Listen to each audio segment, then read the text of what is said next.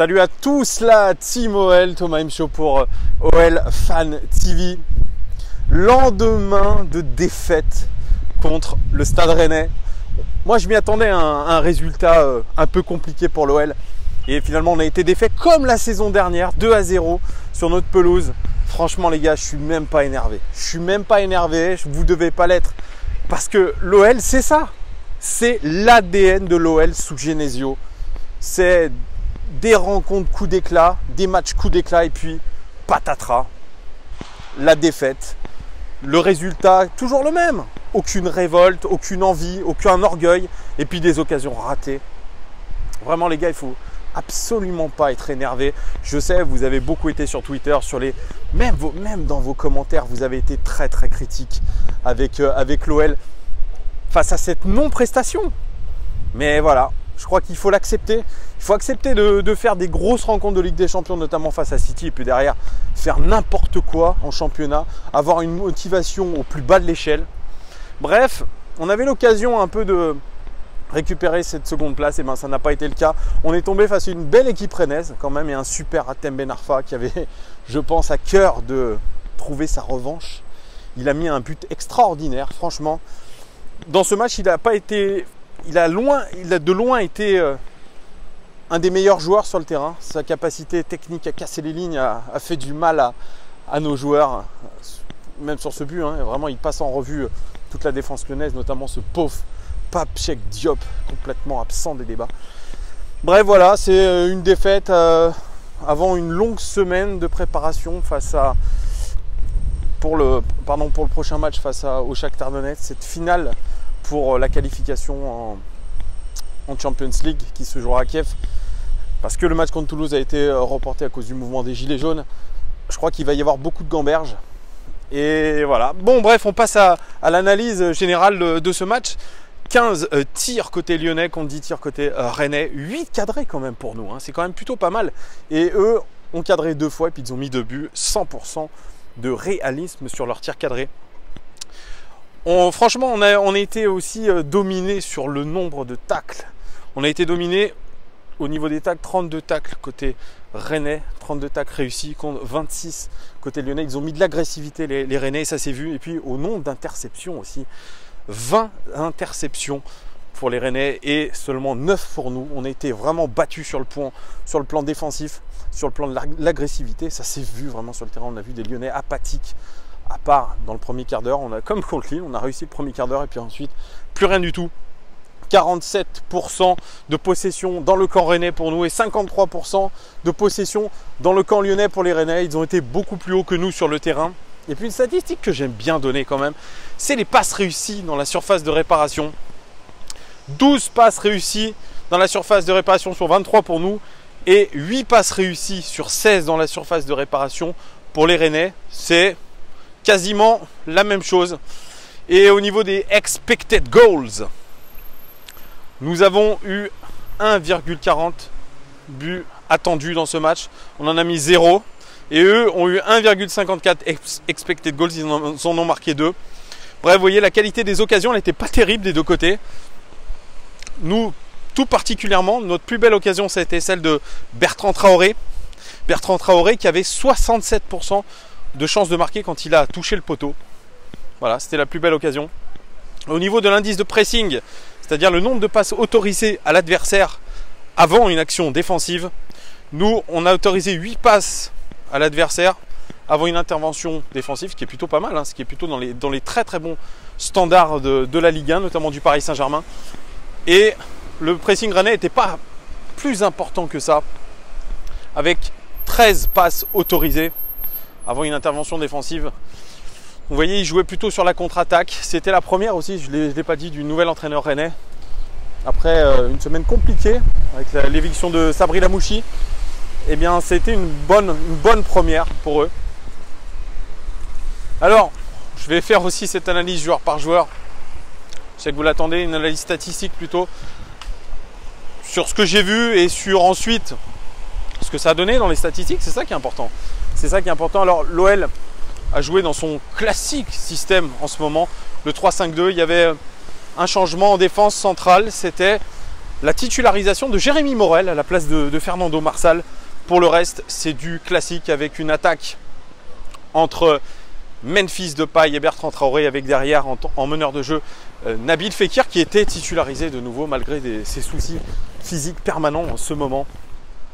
Anthony Lopez, on commence avec lui, notre gardien qui est malheureux, qui a fait des belles interventions comme d'habitude, il a été constant.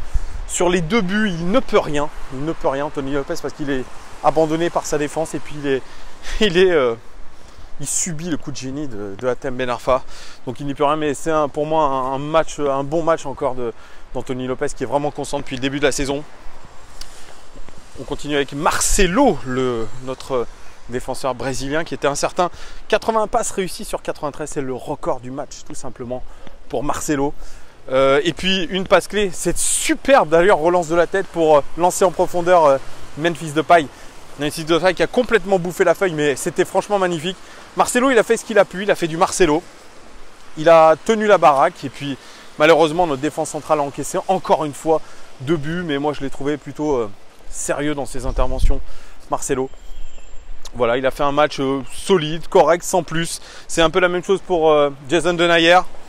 3 dégagements à son actif pour Jason Denayer, qui a été trop court malheureusement sur le deuxième but rennais.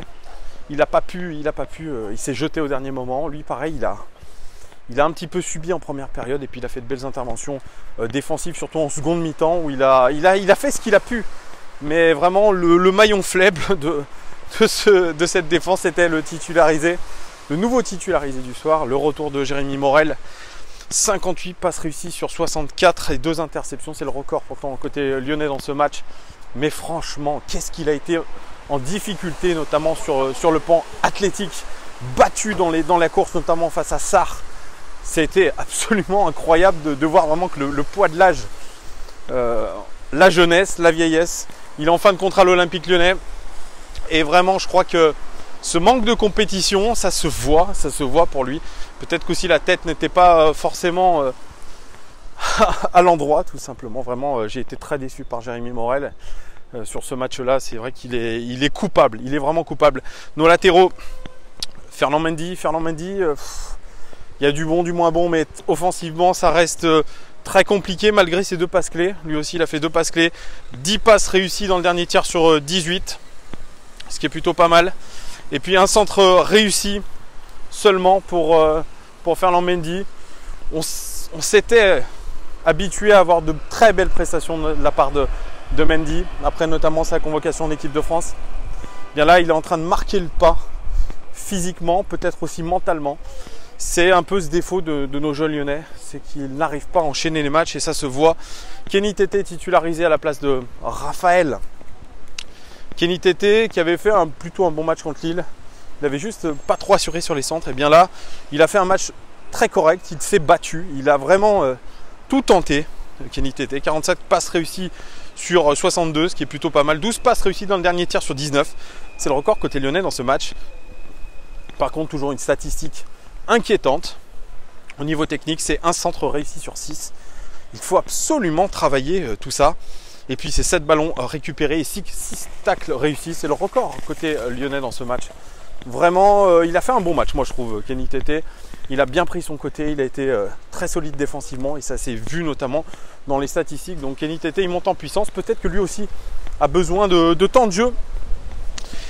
Au milieu de terrain, la titularisation de Aouar Ndombele. Ndombele, il s'est blessé très rapidement dans ce match. On espère que c'est pas trop grave. Il a été remplacé par Pape Cheikh Diop qui a été fantomatique. Hein. Pape Cheikh Diop qui est disparu des radars. Je crois que vraiment, là, il est au fond du trou puisqu'il a été remplacé même à la mi-temps par Lucas Touzard. Lucas Touzard qui a fait une très bonne rentrée, vraiment, parce que lui, il a subi le changement de système et il a vraiment montré qu'il avait de l'envie sur cette mi-temps. 10 ballons récupérés, c'est le record du match tout simplement. Et puis 3 tacles et à son actif, une formidable frappe où il a vraiment mis une sacrée patate avec une belle détente du gardien rennais. Donc vous voyez, Lucas Touzard, il a soif de revanche. Il était vraiment bien meilleur que Pape Cheikh Diop qui a été complètement bouffé, notamment sur le but de Ben Arfa, complètement passif. Bref, et Oussem Aouar, depuis le match contre City, il est dans le dur, Oussem Aouar. Je pense que physiquement, il est cuit. Mentalement, ça commence à être dur aussi. Parce que quand vous avez les éloges de Guardiola, vous commencez à avoir des émissaires qui viennent voir vos agents, ça commence à faire tourner la tête. Et là, il a du mal, vraiment. Il a du mal à enchaîner les choses.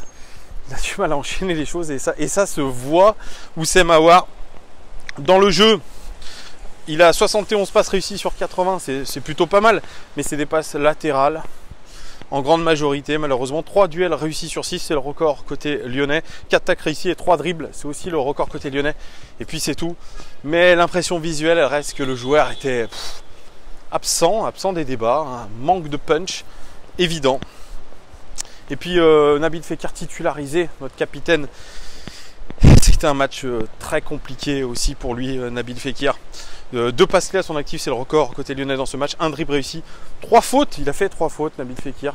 Voilà, il a l'habitude de faire des fautes. Il en a aussi subi 3 fautes. C'est celui qui en a subi le plus. Et puis seulement un dribble. Et puis une belle frappe, un enroulé, mais qui peut-être l'année dernière aurait fait petit filet, but. Moi, je l'ai senti vraiment physiquement aussi émoussé et puis pas capable d'haranguer ses coéquipiers une nouvelle fois. Mais est-ce que ses coéquipiers l'auraient entendu ? Parce que quand un joueur est dans la nasse, c'est très compliqué de faire passer aussi un message. Voilà. Et puis pour notre duo d'attaque du soir, je commence avec Traoré. Traoré qui a peut-être été le meilleur attaquant ce soir. Traoré, c'est 11 passes réussies dans le dernier tiers sur 14, ce qui est plutôt très bon. Par contre, c'est 0 centre réussi sur 3, ce qui est très faible. Et puis 2 passes clés. Il aurait pu marquer, il a fait un poteau. Il s'est bougé les fesses, Bertrand Traoré, mais ça n'a pas suffi. Vraiment, il était lui motivé. Et puis on finit par Memphis Depay. Memphis Depay qui fait un mauvais match ce soir. 3 centres réussis sur 5, pourtant c'est le record du match. Et 1 duel réussi sur 4 seulement. Et puis une occasion, un face-à-face raté, malgré le retour des défenseurs rennais. Mais franchement, sur ce match-là, je ne l'ai pas trouvé bon du tout, Memphis Depay. Il n'a pas pu stater comme il le fait d'habitude, mais pareil, lui, je pense que physiquement, il est émoussé. Il est rarement blessé, Memphis Depay, mais très clairement, il était un ton en dessous ce soir. Et c'est ce que je retiens globalement de cette équipe lyonnaise. C'est comme d'habitude, c'est le même constat. Aucune réaction cette fois-ci, aucune envie peut-être sur le terrain. On a vu que clairement, il y avait une équipe rennaise qui était complètement chamboulée peut-être par le changement d'entraîneur et avec l'énergie nécessaire. Nous n'en avions aucune énergie, aucune détermination. On a eu seulement les 15 premières minutes de bonne et puis voilà. Mais comme je vous dis, il ne faut surtout pas être triste. Surtout pas les gones, surtout pas être triste. Parce que cette équipe lyonnaise, il faut l'accepter telle qu'elle est. Sinon, on va vraiment faire une syncope à la fin de la saison.